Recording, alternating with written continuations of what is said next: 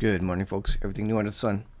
Well, looking at the area of creation evolution, and since we're on it, I did a couple of videos yesterday about dinosaurs, which is really cool information, something for you to search out for yourselves. Pretty fascinating information. This is from dailywire.com, and they're getting closer. They're getting closer to what the Bible says is the truth and where we actually came from. Every year, every month, every week, every day, science gets a little bit closer. Scientists get a little bit closer to understanding that indeed the Bible is actually accurate. And the earth is only about 6,000 years old. This is another one. This is taking off the millions of years of evolution. And in fact, even to the point of getting rid of evolution, because it really doesn't line up with the current theory of evolution. Like I say, every time they have a new study, the understanding, the truth gets a little bit closer, and they get a little bit closer to understanding what the Bible actually says is the truth and where we actually came from. Evolution doesn't work quite the way they said it did. This is from June 5th, 2018. According to a new study, people who claim that modern-day animals have evolved over millions of years have some rethinking to do. Oh, okay, what does this say? You know they're not going to have this one on the mainstream media nightly news. The study examined mitochondrial DNA from thousands of different animal species and humans, only to find that virtually all current animal species only date back 100,000 to 200,000 years. Now, their dates are off. It's about 6,000 years, but they're getting there. At least it's not millions of years.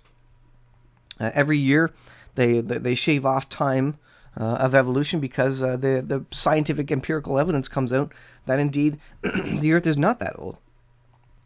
Mark Young-Stokel of the Program of Human Environment at the Rockefeller University and David S. Thaler of the University of Basel authored the study titled, "Why Should Mitochondria Define Species?" Stokel told the Christian Post, "Our findings challenge the idea that present-day animal species are millions of years old." Isn't that interesting? Again, every day the Bible becomes more and more, well, the Bible doesn't become more and more true. Science realizes that the Bible is true. So present-day animal species are, the challenge is the idea that present-day animal species are millions of years old. A short summary of our view is that life keeps evolving. What we show is that most, 90% of animal species have similarly low mitochondrial DNA variation. This is surprising because the theory predicts that older species and species with large populations should have more genetic variation. We propose that most present-day animal species, including humans, arose in the past 100,000 to 200,000 years. And that's not enough time on the evolutionary timescale for all the species to evolve.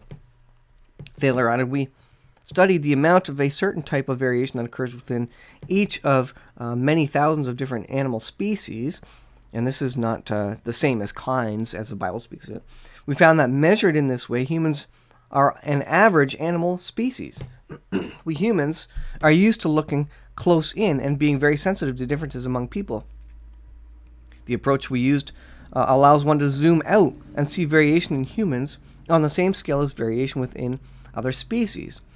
The study writes of humans, more approaches have been brought to bear on the emergence and outgrowth of the Homo sapiens, modern humans. I don't know if that's duplicated or not. I think it's just supposed to be Homo sapiens. Than any other species, including full genome sequence analysis of thousands of individuals and tens of thousands of mitochondrial, paleontology, anthropology, history, and linguistics.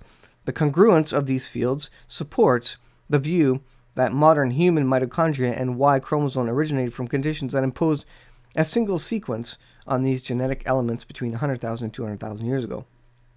So the time scale is shrinking.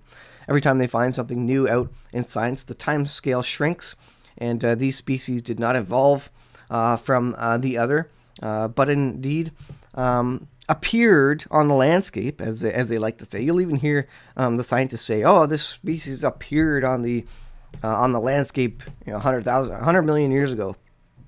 Well, they're finding out that all the kinds of animals just appeared on the Earth at the same general time This is what they're finding out. Their time scale is completely whacked out, because you gotta ask, how are they dating these things? Are they dating these things by the quote unquote fossil record?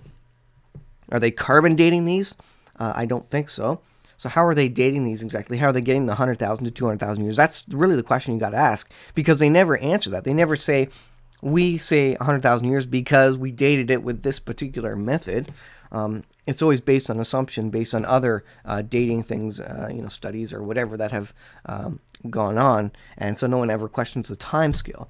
But like I say, you can see little bits of truth here and there in each new science article and science observation that they come out with, and they're getting a little bit closer to the biblical history of the Earth.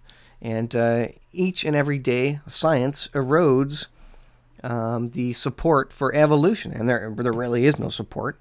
But it's almost like they're hard coded to believe in it, because they don't want to believe in a creator God, because that's what would happen if you believed in creation.